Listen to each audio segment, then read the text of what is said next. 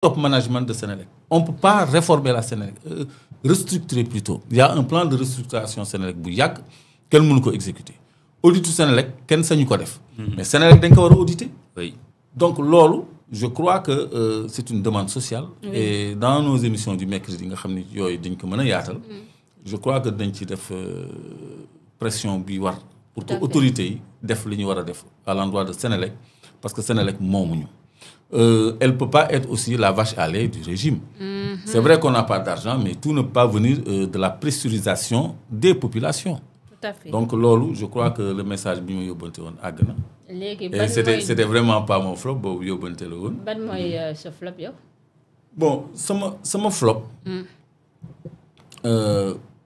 Mooy nu mu tuddati l'administration de la justice. Dañ ko war a discerner ak yenn cas yi parce que xëy na nit ki fu muy toll ci niveau d'information rek lay mën a waxee parce que dama dégg ci benn plateau Pape Ndiaye journaliste Walfadjri naan jabaru Madiambel Diagne dafa feebar dafa am ay pathologies je me suis posé des questions mu ñu def feebar gravement mënul dugg ci détails ça m'a paru un peu c'est quoi cette communication alors tey par chance ma gis ku ko jege lool ba gis dossier médical am. La femme bi waaw. Elle est très très très malade. mooy ki ñu jàpp ni. waaw. te ay feebaram kenn mënu ko sax wax. te ñi ko téye xam nañu loolu mais loolu. C'est pas un problème, ça c'est le rôle des avocats. Avocats, ils ont son dossier médical devant le bureau du juge et puis nous allons gérer sa santé délicate. Donc, lolo, je crois que vous nous avez un Bougazeli. Moi, je vais pour raison de santé. Je crois que nous avons des pathologies très, très, très, très, très, très critiques. Nous devons examiner ces cas. Le temps de connaître un jugement parce que nit après tout nit rek la. C'est vrai. Seulement nag Madiambel Diagne dafa lor njabootam. Parce que dafay refléter une image négative dafay poser ay actes yu négatifs il nous sort de partout. dafay lor ba lor ay njabootam di dugal nit ñi ci loo xam ne moom vraiment et man gëmuma bokkuma ci ñi gëm ni dafay ñëw de assumer responsabilité. Non. Il ne peut pas faire face à ses responsabilités sinon du woon daw donc loolu je crois que autorités yi dinañu am discernement boobu et puis dinañu def lépp li war pour moom mu mën a répondre justice parce que un mandat d'arrêt international aussi ça doit pas être pour n'importe quoi te bu ñu ko commencé aussi nañ ko élargir ci ñëpp ñi nga xam ne suñu justice daf leen soxla mais fàttali rek ni Karim Wade bi mu nekkee France amoon na nationalité française pourtant bañ ko justice di woo yombutoon mu utiliser sa nationalité française. moo ñëwoon de son propre chef non. moo ñëwal boppam moo jël avion ñëw wuyu si yoon. ci élection yu mujj yi la ñu gis ni nationalité française moo ko tere woon bokk élection donc moom am na ngor du courage sax. musu koo yëkkati sax même bi ñu koy jàpp lu mu métti musul wax affaire sama bañ day metteeg dama am nationalité fii ak musu ko dafa assumer ay responsabilités.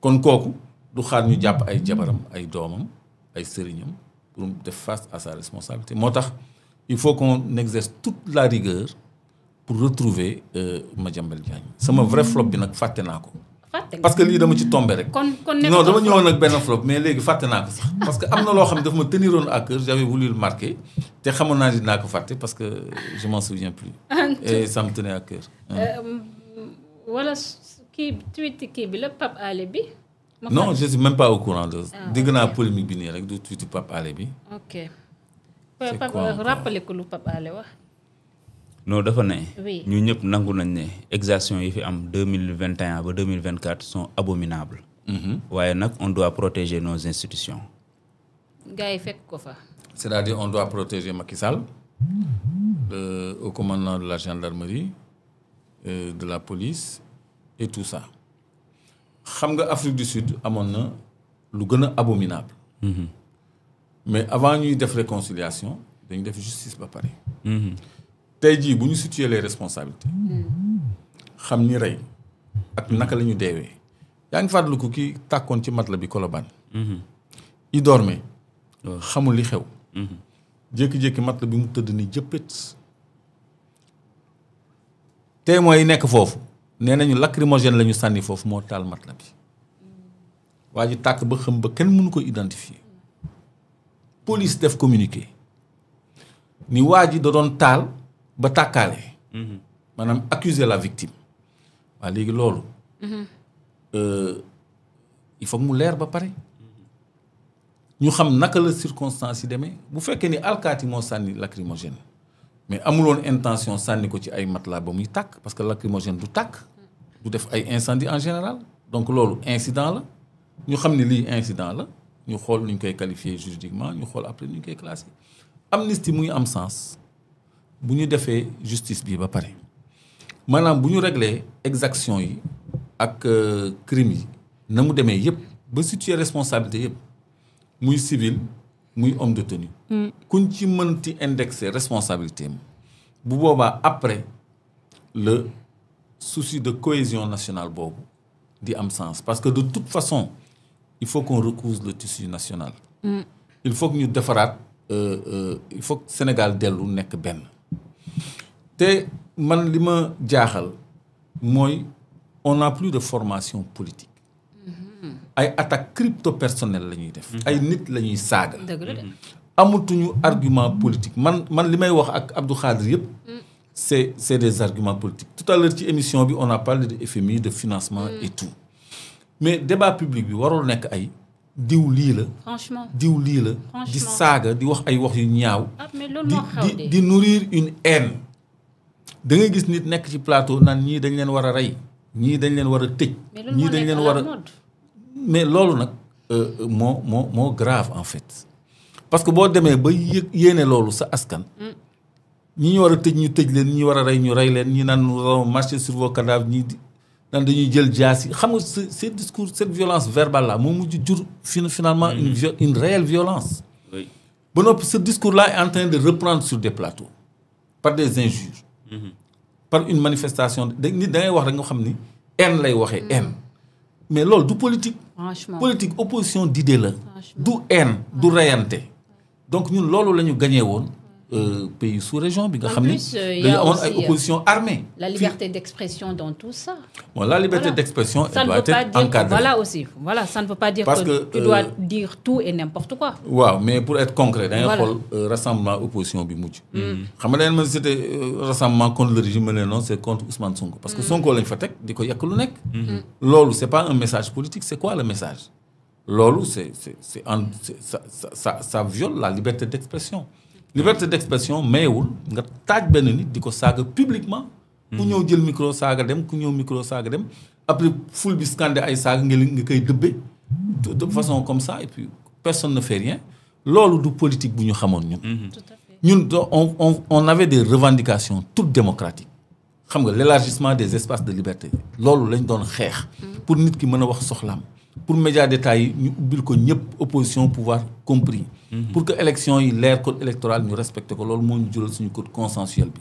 pour que marche ñu am droit def ko sans demander autorisation mais def une simple déclaration yooyu c'est des acquis yoo xam ni ay nit dañ ko xeex.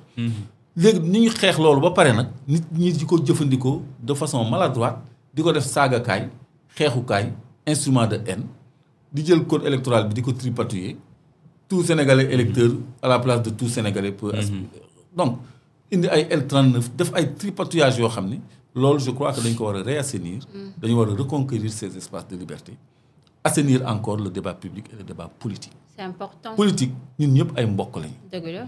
bañante xaju fi. c'est vrai. man ba may opposé wu Abdou Diouf sama yaay militante socialiste la woon xam nga waxoon naa la loolu. Abdoulaye Makhtar Diop moo nekkoon responsable ak Faris Athie. il est toujours là Faris Athie un Libanais parce que ñun waa plateau lañu. donc moom plateau la doon militer auprès de Abdoulaye Makhtar Diop et de Faris Athie.